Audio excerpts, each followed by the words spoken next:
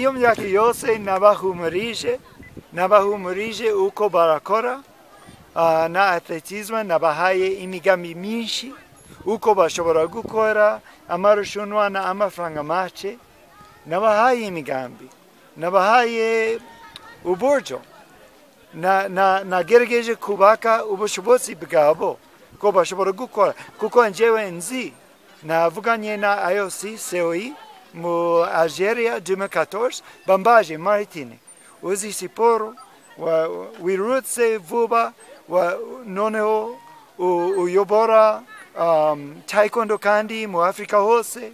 Iki ni ikibazo cha siporo mu Afrika. Nababwiye ko ikibazo ni ubushobozi gukora amarushanwa makuru.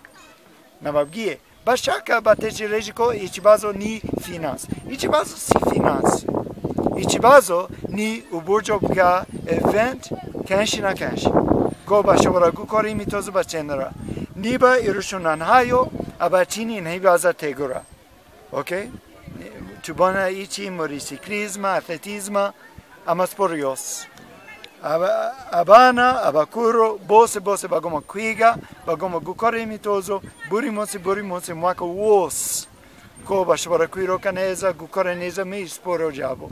So twebwe kuyobora siporo hano mu Rwanda tugomba kubaha uburyo kwiruka, uburyo irushanwa, amarushanwa kenshi na kenshi buri kwezi ko bazatera imbere.